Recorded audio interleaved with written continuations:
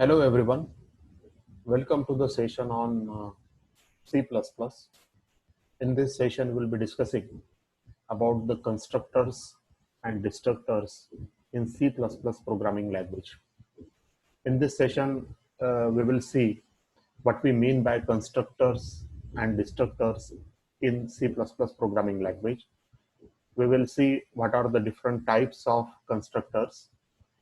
We will see what is the syntax of using these constructors in a program along with some examples. Friends, as you know that you are viewing this session on my YouTube channel, Learn with Prakash Khanade, and do not forget to subscribe to the channel to see more videos on the subjects of electronics and computer science.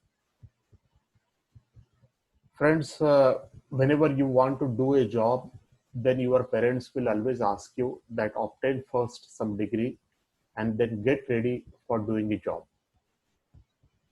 Obtaining some kind of degree is very essential when you go into the market for searching a job.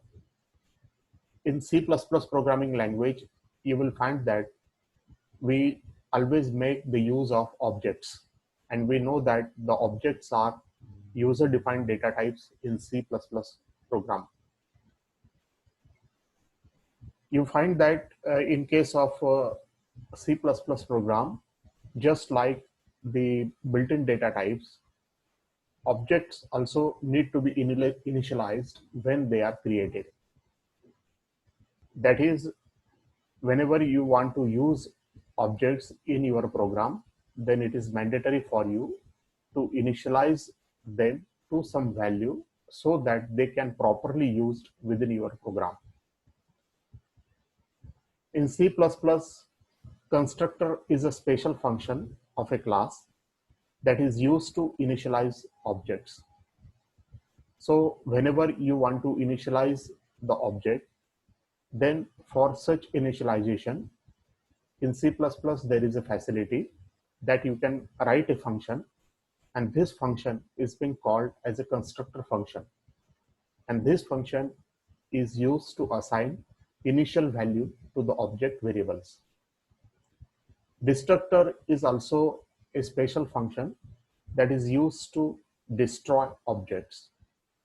Whenever the objects goes out of scope or whenever they are not used within the program, then it is necessary to destroy them. To destroy them, a special function can be written, and this function is being called as a destructor function. This destructor function is used to destroy the objects that are created in memory. Constructor function is automatically executed. So it is not necessary to call the constructor function explicitly. You will find that the C++ compiler will automatically execute the constructor function whenever you create some object of a class. So when you declare the object of a class, at the same time, the appropriate constructor function will be automatically executed by the C++ compiler. There are different types of constructors, such as default constructor, parameterized constructor, and copy constructor. You will find that there are three different types of constructors that are commonly used in C++ programming language. The first one is being called as a default constructor. The second one is being called as a parameterized constructor. And the third one is being called as a copy constructor. In this session, we'll be discussing all three such different types of constructor, and we will see what is the syntax associated with these constructor functions.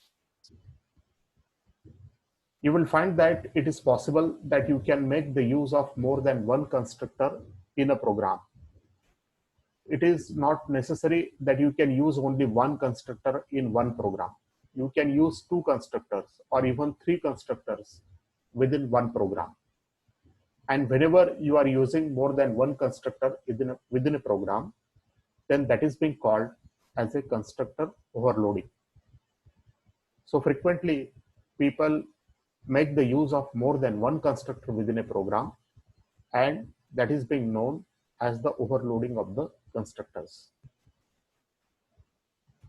Now we will go for the first type of the constructor, and that is being called as a default constructor.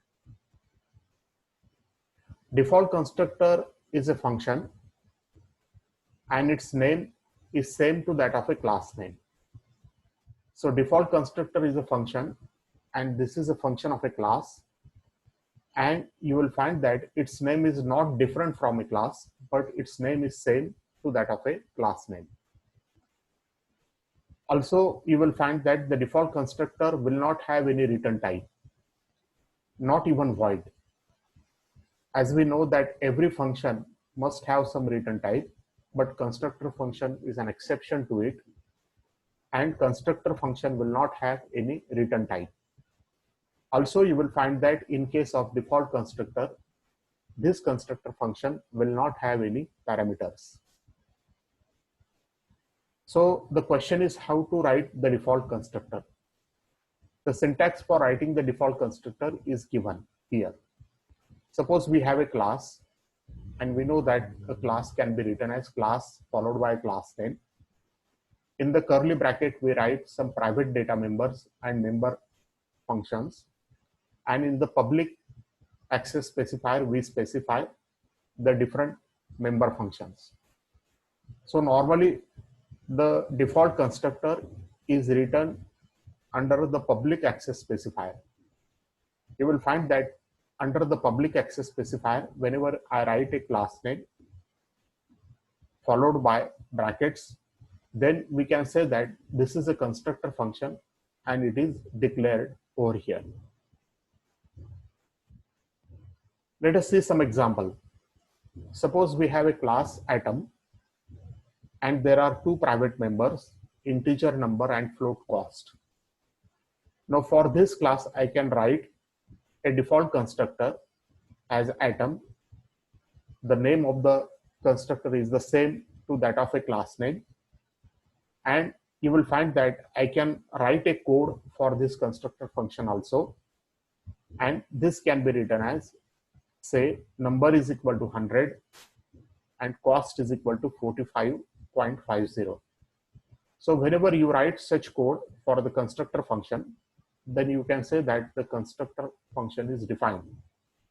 And whenever you write the constructor function name, then you can say that the constructor function is being declared.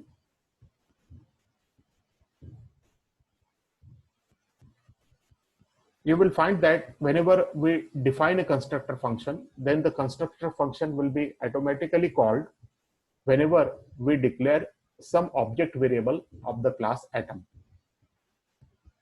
See, there is another example. This is a class test, and suppose there are two variables m and n, and both the variables are of integer type. For this class, under the public access specifier, I can write a constructor function test, where I will initialize m is equal to 0 and n is equal to 0. Now in the main function, whenever I declare a object variable t1 belonging to the class test, then you will find that automatically the default constructor will be called. And for this variable, for this object variable t1, the values of m and n will be initialized to 0 by using the default constructor. Now we will go for another type of the constructor, and that is being called as a parameterized constructor. A parameterized constructor is a function and its name is same to that of a class name. So even in case of parameterized constructor, the name of the function is same to that of a class name. This constructor will also not have any return type, not even void. But the difference is that this constructor can have parameters. In case of default constructor, as we have seen, there were no parameters, but this parameterized constructor now can have parameters. The syntax for this parameterized constructor is similar to that of the default constructor, except one change, that whenever we declare the constructor, then in the bracket, we can write down the list of the parameters. So here you can make the use of the parameters, and by making the parameters, you can initialize the object variables. So for example, we have a class item and there are two private members of this class item, number and cost. And now suppose I declare a constructor function item and I make the use of the parameters integer n comma float c. And now whatever the values are passed to n and c, you will find that the value of n will be assigned to the number and the value of c will be assigned to the cost. So you will find that whenever I will declare any object variable of the class item, and if I pass some values, then automatically this parameterized constructor function will be called by the compiler. Let us see one more example.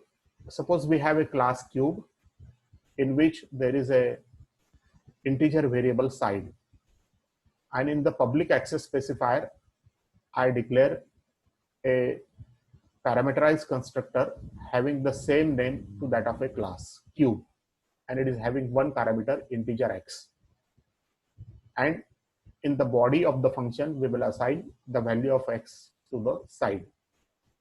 Now in the main function, whenever I declare a object variable c1 belonging to the class cube, and when I pass a value 10, then you will find that this parameterized constructor will be called, and this value 10 will be passed to the x. In the second case, the value 20 will be passed to x, and in the third case, the value 30 will be passed to the x. And therefore, when we print out these values on the screen, you will find that in the first case, I will get the value 10.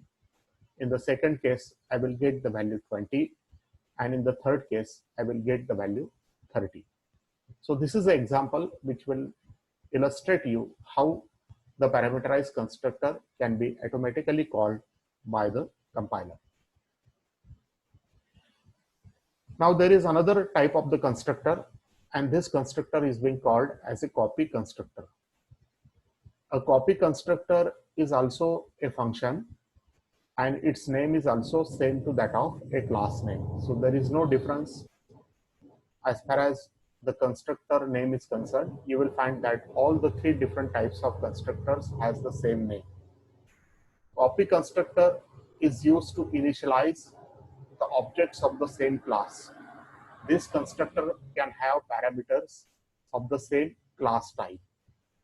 So you will find that the copy constructor, the purpose of the copy constructor is different from that of other two constructors. Here it is being used to initialize the objects of the same class. Now we can write the syntax for the copy constructor, and in the syntax for the copy constructor, you will find that we will make the use of the constructor name same to that of a class name, and in the bracket also you will find that we will write the class name followed by and pointer. So this pointer is a reference variable. So whenever you write such type of the syntax, then we can say that the copy constructor is being declared. Now we can see some example. Suppose we have a class item in which there are two members, number and cost. And in the public category, we will write the copy constructor item in the bracket item and p. And whenever I want to assign to the number variable the value of p, then it can be assigned as number is equal to p dot number and cost is equal to p dot cost.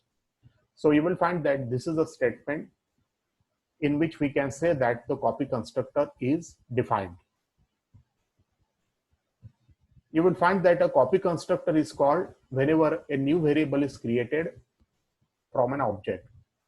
Say for example, when I have a class called as a point, and when I make the use of call in the main function such as point p bracket 5 comma 5, then you will find that the parameterized constructor will be called.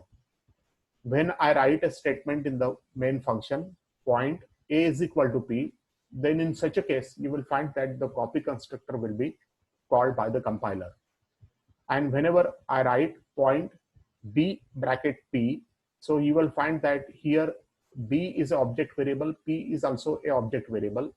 Then in this case also, you will find that the copy constructor will be called by the compiler. If you do not have a copy constructor, then you will find that the C++ compiler will create automatically the default copy constructor. Now we will go for the destructor. You will find that destructor is a function that is invoked automatically when the object goes out of scope. And the name of the destructor function is same to that of a class name, with one change only, that initially we will add the tilde. Destructor will not return any type. So similar to that of a constructor, you will find that the destructor will not return any type, not even void. And it will also not have any parameters. So whenever we want to declare a destructor, then how can we declare a destructor? This is the syntax. This is a class, and you will find that in the class, in the public access specifier, we will write the class name. But before that, we will write a tilde, and that will indicate that this is a destructor function. Now say for example, we have a class atom, and in the atom, we are declaring a destructor function. So tilde and atom. So this is a declaration of the destructor function. Many times we will not write anything in the destructor function. But if you want to write some code, then it is possible that you can write some code in the destructor function. And say for example, we can write cout, and we are just giving the message that here the destructor function is being called. Say for example, this is our class demo, and in the class demo, we have an integer variable a. In the public category, we have a constructor function demo. So we can say, declare the message that the constructor is being called whenever this function is executed by the compiler. And then we declare a destructor function. And before the destructor function, we make the use of tilde. And you will find that whenever this function is executed, then this message will be displayed that the destructor is called. Now we will see one complete C++ program where we can make the use of the different constructors. Say for example, this is a program in which I have declared a class point. You will find that initially we have include IOStream using the namespace standard. This class is having two integer variables x and y. Now initially what we are doing is that we are declaring a parameterized constructor, point in the bracket integer x1 comma integer y1, and its code is x is equal to x1 and y is equal to y1. Then thereafter we write a copy constructor point, constant point and p2, and in the code we write x is equal to p2.x and y is equal to p2.y. Then finally we are writing some other functions such as getX and getY, where we are returning the value of x and y. Now in the main function, we can declare an object variable p1 belonging to the class point, and initially we are passing the values 10, 15. So here you will find that the parameterized constructor will be called by the compiler. Now in the second case, when we write point p2 is equal to p1, then in this case, you will find that the copy constructor will be called by the compiler. And finally, what we are doing is that we are displaying the values of x and y for both p1 and p2. And finally, we are returning 0 because our main function is integer type. When we type such program and when we get executed by the compiler, you will find that the compilers are available online. And therefore, when you get it executed online, then the output will be like this. So p1.x is equal to 10, p1.y is equal to 15, p2.x is equal to 10 and p2.y is equal to 15.